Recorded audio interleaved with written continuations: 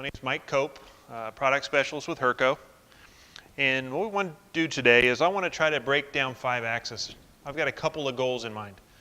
Number one, we get a lot of customers who come into the booth and will say, hey, you seen our new 5-axis machine? I don't do that kind of work. 99% of the time they are doing 5-sided work, they're just doing it by flipping the part manually. So that's number one. I want people of 3-axis shops to realize that there is a place for them in this technology that will help them. And number two, there's the people that think 5-axis is just, it's too complicated, it's too scary, I don't even want to look at it. So we're going to start out very basic. I'll go through some configurations of the machine, we'll move into some terminology, what are the benefits of the different kinds of 5-axis versus 5-sided, some programming examples, work holding, some things like that. So keep in mind that's kind of what I'm wanting to gain from this presentation. I want people to take away from it. First thing I like to start out with is a customer quote. You just position and cut and it makes every operation one operation. If you're not doing this, meaning 5-sided machining, then you're going to get left behind, because you can rest assured that the majority of your customers, or at least those who are going to become more and more successful, they are buying into this. So we've got a couple of different things that are driving 5-axis in the industry. Purchasing, manufacturing, it's not like it used to be. Batch sizes are getting smaller. Purchasing agents won't buy 300 at a time of anything. They're going to buy smaller lots, and they're going to expect you to get those done in a shorter amount of time. And sometimes they may call you and say, hey, you're working on this job, or I don't need that right now. I need you to go run this other for me, which means I need to be able to react to my customers quicker. If I'm running smaller batches of parts and I've got lots and lots of setup, I don't have as many parts to recoup that setup time as I used to. So that's number one. Number two, they need them in a quicker amount of time. Again, I'm not able to even run ahead a whole lot of parts sometimes for other future orders because they need them quicker. And then again, there's always that dreaded call, I don't need those right now, I need you to switch to something else. So all of these things can be addressed by 5-axis or 5-sided machining, and that's some of what we want to cover and want you to see today. And by the way, especially in this very small group, if anybody has any questions while we're covering something, please throw up your hand or say something. We'll just go ahead and answer it while you're thinking about it rather than wait till the end. So as I said, we're going to start very basic. Machine configurations is something that I hear even a lot of sales guys, sometimes they misspeak on some of the axes configurations. So I like to talk about that first. When we talk about a linear axis, X, Y, and Z, we always can think of rotary axes. Those are in alphabetical order. We can think of rotary axes in alphabetical order as well. A, B, and C. A always rotates around X, B always rotates around Y, and C will always rotate around Z. So if you walk up to a machine and the table's tilting this way while you're looking at it, that's around the Y, that's going to be a B-axis machine. There's always a tilting and a rotary axis for a 5-axis, and that'll help you determine is it an AC, an AB, or whatever.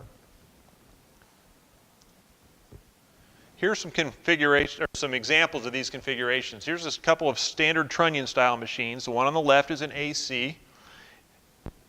The tilting axis rotates around the X, and we have the C axis rotates under Z. And on the right, we have a BC trunnion where we have the same type trunnion turned 90 degrees. So now my tilting axis is around the B axis, or around the Y axis, so it's a B, and we have the C axis still rotating under the spindle, which would be a C. Swivel head, same thing. The tilting on both of these happens around the Y, so that's going to be a B axis tilt. And then either a C axis table, or in this example we've put on a rotary A. All of those were considered something we call head table or table designs. All of the tilting happens in the table, or it's some in the head and some in the table. And then we have some of these where we have a head design, like an articulating head. We also have an add-on table pictured here. And the reason is these two types of configurations, depending on how when I say go to 0, If the table on the right were to tilt this way with the spindle facing towards me, it's going to be one configuration. If I rotate it around the A where the rotary is facing up, it will be a different configuration. If I turn it on the machine, it's going to be a completely different configuration. So these are determined by how the machine homes. When I say go to 0, whatever configuration it's at that point, that will determine the type of configuration you have. So hopefully if you walk up to a machine, that may help if you didn't already know those things. So covering some of the benefits of 5-axis, it provides the ability to machine multiple objects in a single setup. That's the one that we're trying to drive home the most, and that's also the one that most people are familiar with already. But there are a couple others. When I'm machining features on compound angles for prototype work, short-run things, whatever, without a 5-axis machine, I'm going to have to spend a lot of time in setup creating some type of fixturing that's going to hold that part. With 5-axis, I can just tilt, rotate it into place, lock it down, and I can machine my part. So I don't have to build these special fixtures that I may need in a 3-axis environment. I can also get a lot of things that I need to manufacture out of billet. I can get one piece of billet material and cut what I need without needing castings, forgings, and things like that. So again, in the R&D and the prototyping world, it can be a big benefit as well. In the next picture, I'm going to show an example of this, but also in something that may have nothing to do with 5-sided. I don't have anything on any multiple sides of the part. I just have a deep cavity. We're able to keep that tool tilted, so as we move around the part, we're able to keep these tools very short. If this was a straight wall, for example, and I wanted to reach something down at the bottom of here, especially if this is a smaller radius, then my tool has to be long enough to reach. If I can keep the tool tilted the whole time, then I'm able to dip down in there. I've got a more rigid setup, so I can cut faster and so forth. So sometimes it's the cutting process, sometimes it's the features on the part, or it's the setup. There's several different things that can push us towards a 5-axis type machine. When we talk about 5-axis, we also have to remember there's two different sides. The one on the right is the one that most people think of. That's simultaneous 5-axis, and that's why, quite honestly, most people are so afraid of 5-axis, because they think of that. I have 5 axes all moving, can be simultaneously, and there's going to be more chance for collisions and so forth. The programming is very difficult, so forth. So that's one reason why people are afraid of it. It's a very, very small percentage of the market, however. Most of it is being driven by 3+2, or what we call 5-sided work, like you see on the left there.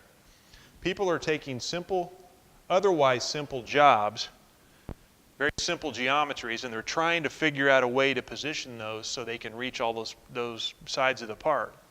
In this example, we went to some pretty drastic lengths here to just put a couple holes and some angles on a 3-axis machine. With a 5-axis, I could have just tilted that wherever I needed to, locked it down. It's a very, very quick setup, simple setup. It doesn't take the kind of time we need to set these things up, especially accurately. Saying there are two sides of the coin here, there are benefits to both of them.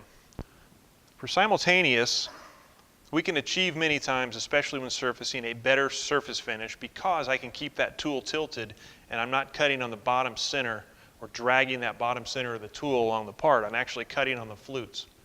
That also is going to help me increase my tool life because my cutting pressures are better. And it will allow me to reach in places that I just can't get. Even if I were to position it on a fixture like we saw on those others, I just can't get down inside there. I can't reach there because there's some kind of undercut or something like we saw on that impeller. So there are definitely times when 5-axis simultaneous is necessary. But however, 5-sided, again, as I said, is what's really driving the sale of these machines. It's easy to program.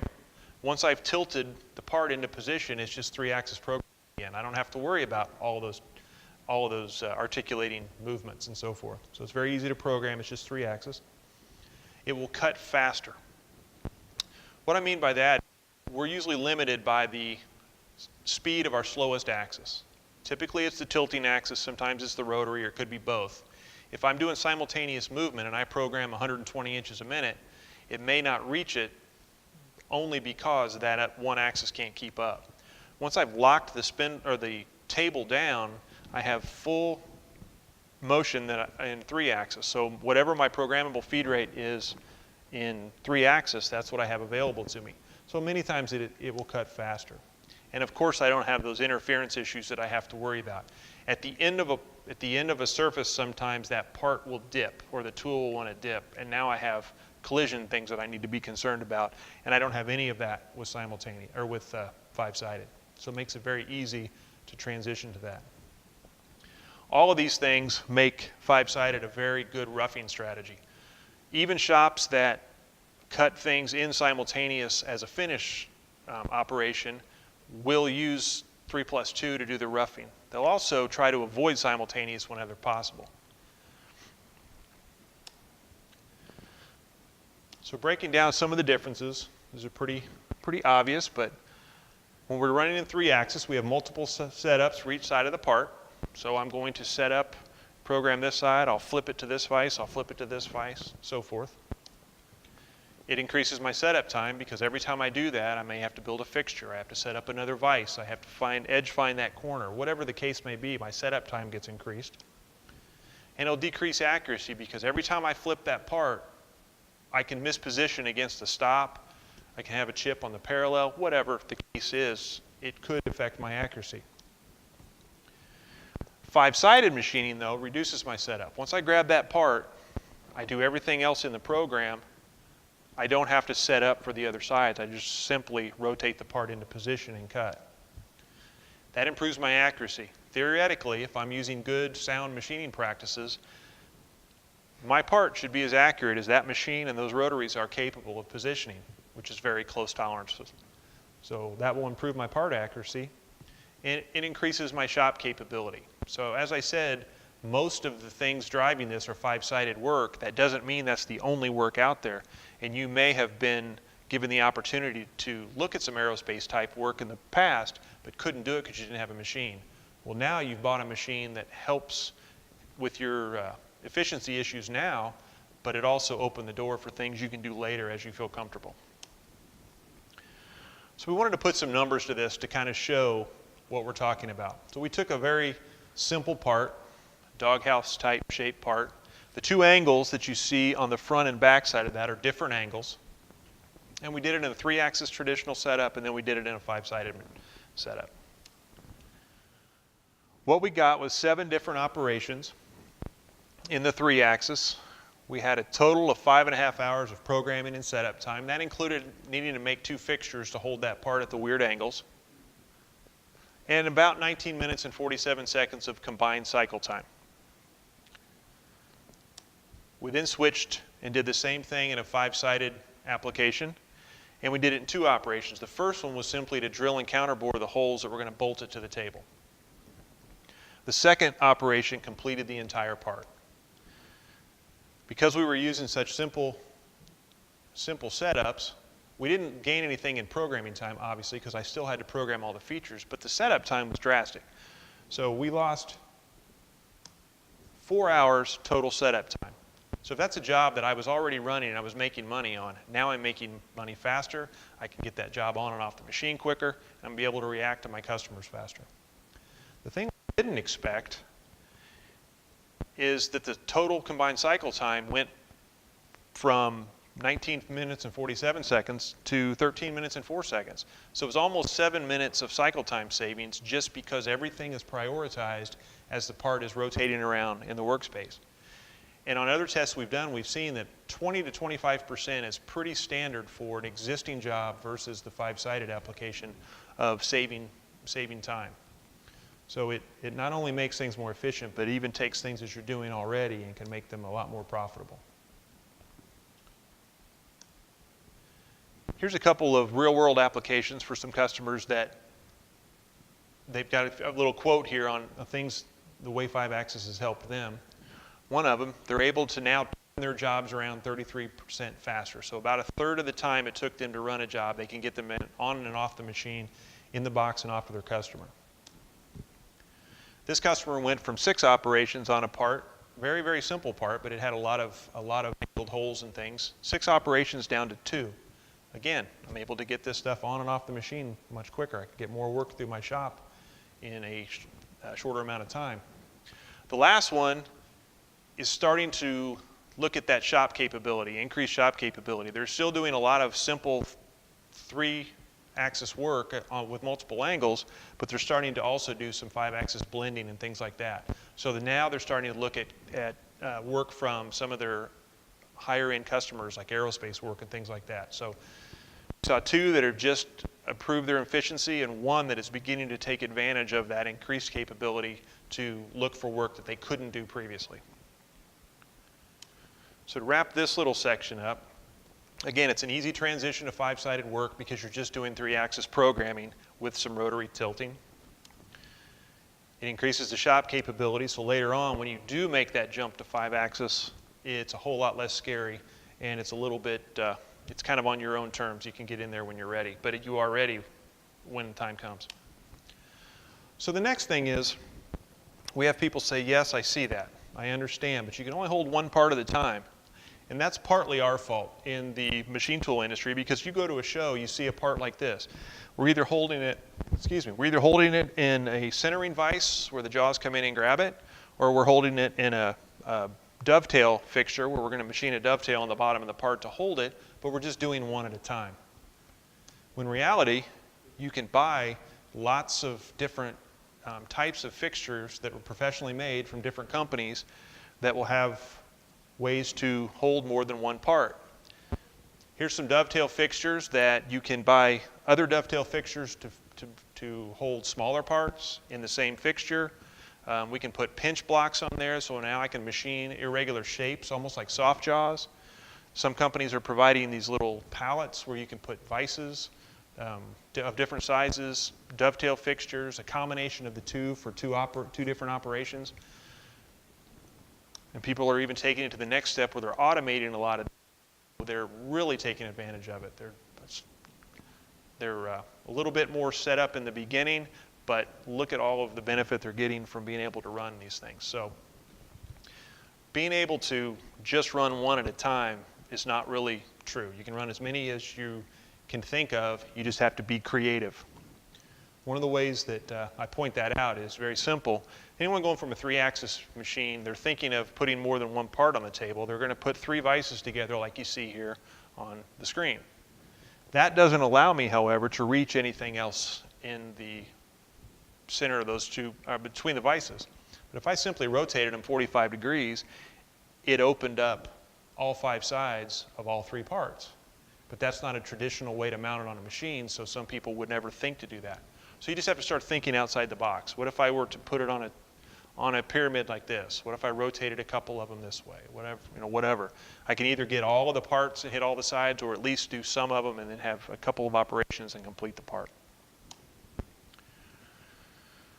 So along with this comes some considerations now, a little bit different in purchasing.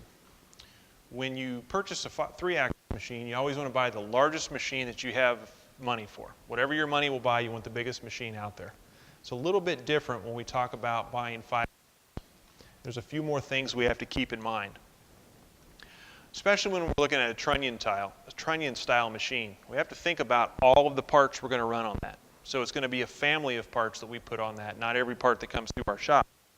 And the reason is the diameter of the platter, the diameter of the rotary table is going to determine pretty much the size of work that you're going to run. If I'm going to run a very small work piece on a very large diameter part, I'm going to have very long tools to go down and reach that because of the interference that we see back in here. So the closer I get down to the part, the more interference problems I have. So I'm going to have to go to much larger to help increase that clearance.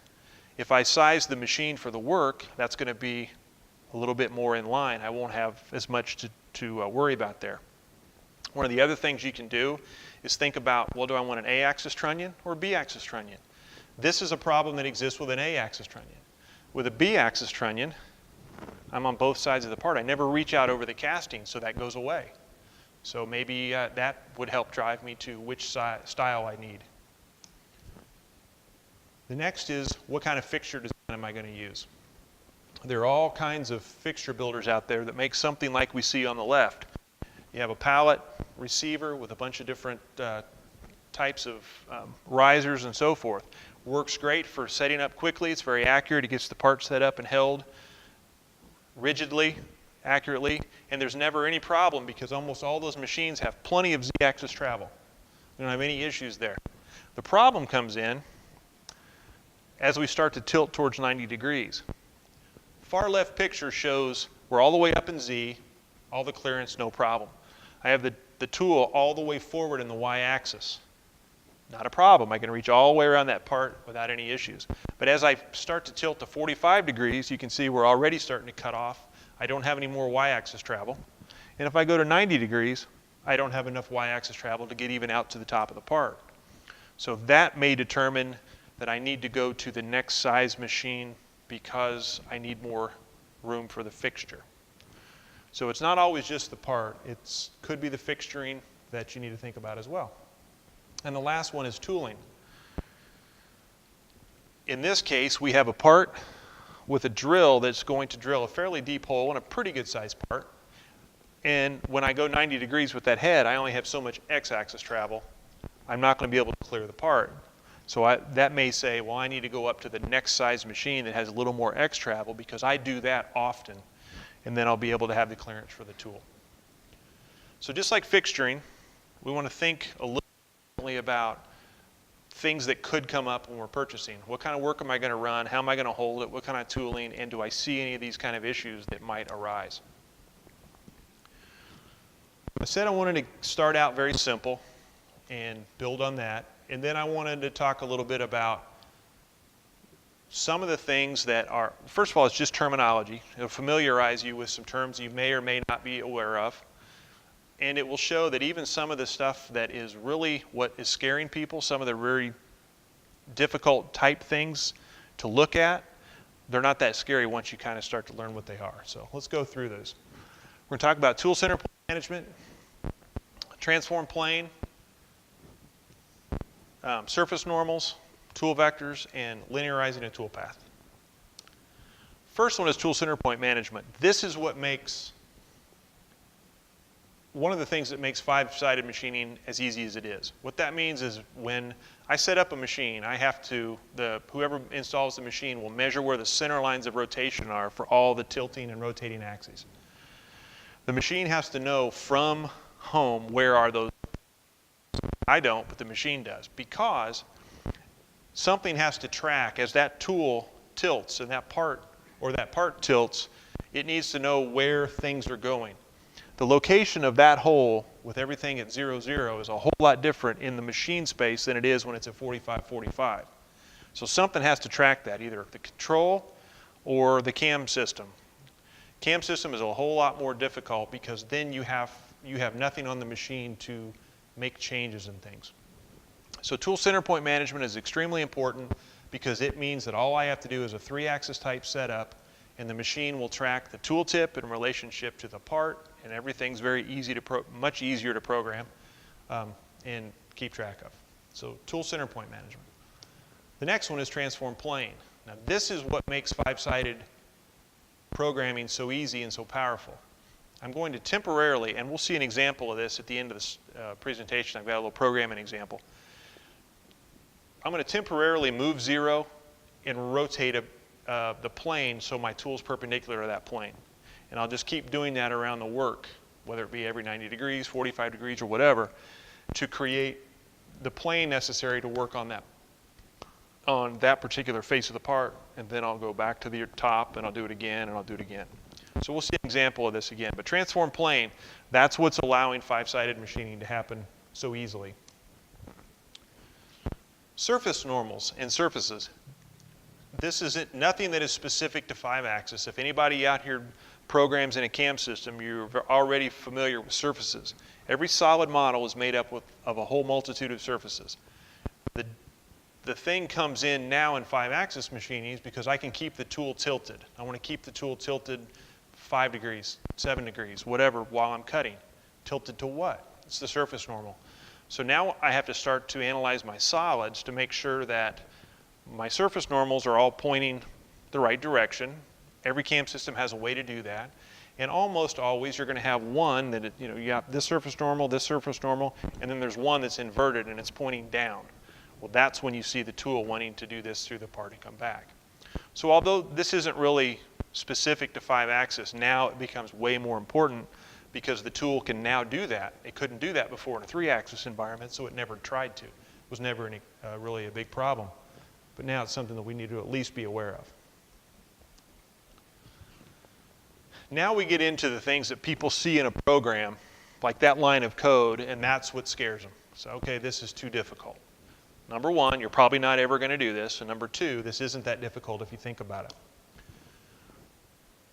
We're going to, in that line of code with an XYZ, position the bottom center of that tool to some contact point. No different than 3-axis. That XYZ position is just where the tip of the tool is going to contact the part. The I, J, and K is going to be used to determine the tilt and the angle that we're going to tilt away from that contact point. Just like X, Y, Z, I, J, K is also in alphabetical order. I is always along the X-axis, J is always along the Y, and Z is along, or K is along the Z. So we see some numbers there. That 0.5, 0.5, and 0.70716, those are not measured distances, but that's how I envision them. If I were to look at that line of code that's going to determine what that angle is, I would break it down into each letter by itself. So from this point, I'm going to move 0.5 inches, feet, miles, whatever, but in the positive direction. So from here, I'm going to move over, in my mind, 0.5 in the positive direction along X. Then I'm going to move back 0.5 positive in Y. And then I'm going to come up 0.707106 in the Z direction. And I'm going to put a little dot there in my mind. And then I'm going to tilt that tool through it. That's all that that line of code is doing. It's telling it to position here and tilt this way. The next line of code would have a different position and a different position and a different position. So we would use this IJK to drive that tool around the surface. But all it is doing is telling it from that contact point what direction and how far do you tilt. If I had negative, negative, and negative, we'd go negative 0.5, negative 0.5, negative 0.5, and that tool would be 180 degrees from where it is now. So it's not very difficult once you understand that a little bit and you start to look at it. But at first people see that on all the lines of code, they have no idea what it means. This is too scary, I'm not even going to mess with it. But with a little explanation, it's not that bad. So why would we do that? Why would we ever go through IJ's, K's instead of just telling it, I want to tilt the B in the C axis, 45 degrees, which in essence is exactly what that tool, that first line does. It does a couple things. If I tell the tool to position here and tilt in that direction, the machine will use whatever axes it has available to do that. So that makes the post-processor less machine configuration dependent. I can use that post-processor, or at least a variation of it, on multiple types of part. I can use it on my trunnion machines, my swivel heads, or whatever. If I call out that line of code with B, I can only use that on a machine with a BC tilt. So it kind of limits the flexibility I have with that post and that program. So that's the only reason that vectors are becoming more and more popular, is because post writers are finding it much easier to create a post. Therefore, the operators need to be a little more educated in what you're going to go in and edit that program, but you want to know, well, I can look at the code and see what it's going to do. The last one in this section is toolpath linearization. Without linearization, if I were to tilt from this positive to a negative 30-degree tilt, the only 2 points that I can control is the starting point and the ending point of my tool. Whatever happens in between is a blind rotation. It's going to gouge the part. I have no control over that. So what I would have to do is break this move into a lot of little bitty moves to get that same movement across the surface of the part, but I'm still not going to be able to control what happens between the 2 points. So I'm going to have an enormous number of points and a very, very large program, because I don't do that once. I'll do that many, many, many times. With linearization, we're going to say go from point A to point B in a linear fashion. and it's going to pick up and come back down. The control will do that automatically with linearization turned on. That will allow me to widen those points, and I won't have as many points in a program. I don't have such a large program. Memory's not a problem. I won't have bogging down, so forth. So this will help eliminate a lot of the swirls and gouges we see in some surface finishes as well. So that was a quick little section of the terminology and some of what people seem to think is kind of scary. The next two sections I'm going to talk a little bit about programming. One will be an example on how we do a transform plane, how easy that is, and the way we think about pluses and minuses when we're programming. So we use the right-hand rule a lot when we program, and that's an ISO standard rotation. There's two different things for rotary axes, actually for linears as well. But there's an ISO standard, which is an industry standard that's used by all the builders, and there's non-ISO. Some builders will have all their linears are going to be ISO standard. The rotaries may be one or the other. Sometimes they're inverted. But almost all 5-axis machines are going to be using the ISO standard. That means we can use the right-hand rule and always think about the tool moving around the part. I don't care what the machine's going to do. I don't care that the machine's going to have to tilt here, rotate here to get that tool in position. What I need to know is what angle I want that tool to be in relationship to the part. So the first step is understanding the right-hand rule, and then we'll do the little programming example. So the right-hand rule, if you were to look at your right hand in that orientation, all of those fingers are pointing in the positive direction for the linear axes. As I said, that's already what all machine tool builders do anyway. But we can also use the right hand to determine if I'm going to tilt from the top of the part to the front of the part, is that a positive or negative rotation? If I go from the right side to the top to the right side, is that positive or negative? If I take my right hand thumb, I lay it along the positive direction of whatever axes that I want to program, my fingers wrap in a positive move. So anything to the front on that A would be positive. Anything to the back would be negative. B, right is positive, left is negative. C, anything that rotates around this way is positive. If you had to go around this way, it's a negative move. So you can, there's gang signs in 5-axis machines. You'll see guys out there doing this a lot, and they're doing this. And that's what they're doing. They're trying to determine which way do I need to go when I program this. So the last section here is going to be a real quick run through on how 5-sided programming works. Again, I said 5-sided is what's driving the industry, and I want to show an example of that. I'm going to show both conversational and G-code together, so depending on how you did it, it wouldn't matter. So in our example, we have a 6-inch cube, and I want to do some work on the right side of the part. Currently, the top center of that cube is my 0, 0 point. But I want to do work on the right side of the part. Number one, move the origin point. Because programming anything on the right side while I'm referencing the top center of this part doesn't make any sense. None of my print dimensions are going to matter. It just doesn't make any sense. So I need to move my origin point temporarily. Then I need to rotate the work plane perpendicular to whatever plane I'm going to work in this case, the right side. And then I'll program whatever 3-axis features I need to program. Then we'll end it and go back to the top. So how do we do that? We use what's called transform plane, and we talked about it earlier. In conversational programming, it's a block, at least our conversational, it looks like this. It allows me to do both things. I'm going to move my origin point, and I'm going to rotate around the axes. In G-code, it would be a G68.2 line, for us at least, that's our code, that says this is the transform plane, but the X, Y, Z, A, B, C rotations are all the same. It works the same way. All right, so the first thing I want to do is I want to move from 1, where the original part's set up, down to that location of 2. So how do I do that? I just simply put in values for the distance from one to the other. This is a 6-inch block, so from the center over to the right side, along the x-axis is 3 inches positive. So I put that in for my x move. I'm going to move forward, or negative direction, 3 inches in the y. And we're going to drop down the full 6 inches negative in the z. So now I've taken that coordinate system and I've moved it. So now everything I program from this point on will, until I end this transform plane, will correspond with that new origin point. Next, I need to rotate the z-axis so it's perpendicular to the right side. And I do that using the rotation angles, whether I use A, B, and C in my G-code program or I use the rotation angles in my conversational. So I want to rotate from the top to the right side. I want to rotate around the y-axis 90 degrees. Which way? Positive. 90 degrees to the positive side. Because I want this orientation of my work plane. I move down there to that work coordinate and I want to rotate around y so my z-axis is perpendicular.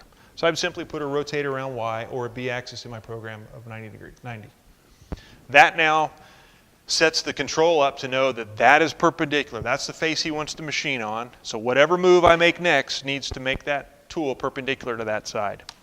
Simply write whatever programming features I need at this point, whether it be conversational, NC, combination of the two, whatever. And then I'm going to end it. Once that work on the side is done, I want to do a transform plane end or a G69 to cancel it, so I revert back up to the top.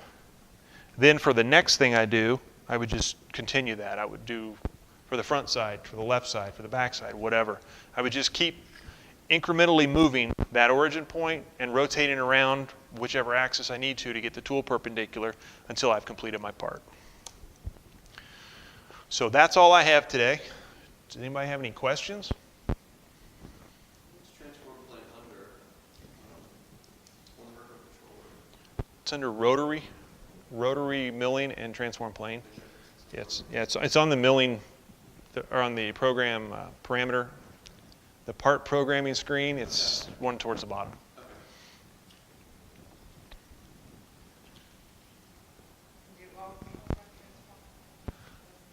Yeah, all five axis machines have transform plane. They may call it something different. Mastercam calls it dynamic work plane or something like that. So there's different terminologies for the same thing. That's what we call it, is transform plane. No, tool center point management, yes. Everyone has, or most controls have something like that. Might be RTCP, TCPM, there's a lot of different, but it has to do with the rotary tool center point management of some kind. So when you see it, you'll know what it means. The words will be enough to figure it out. But not all 5-axis machines have that. Most of them are coming around to it, but it's definitely something that's very important. Otherwise, all of the work happens in the CAM system. If I post a program and I take it to the machine, first of all, I have to make sure that in my CAM system, my solid model is exactly as far away from my 0 point as it is from the center lines of rotation on the machine, physically. I post the program. If I find out that I need to move that part a little bit, I can't do it on the machine. I got to go back to the CAM system, shift it, repost it, take it back to the machine.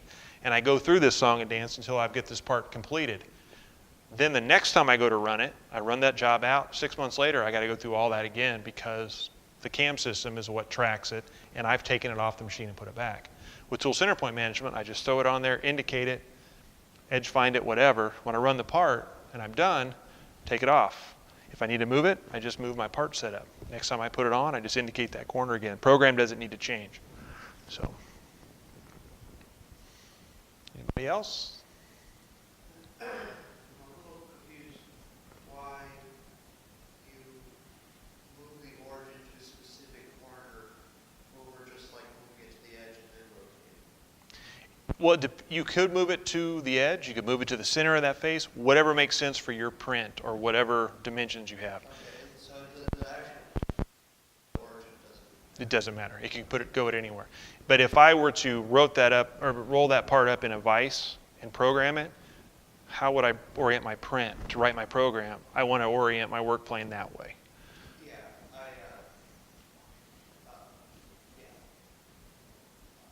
like, if it's like a first stop, you might put the origin in the center, but, yeah, depending on when you're moving on to other features, it just becomes Convenient, or some people still, they'll either go to the center of the block or they'll go from center of this face to center of this face, and they just do the math from their print. well, like,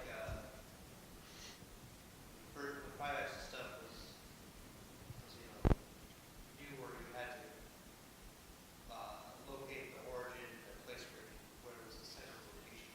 Right. Yeah, we don't. With, So you don't have to. right. That's where tool center point management comes in. That also gives you the ability to put multiple parts out. Yeah. If you have to go around the center, I can't put part here and a part here because I'm kind of stuck. So, anybody else? All right. Well, thank you. That's all I have today. Please grab a book on your way out and come see us in the Hurco booth.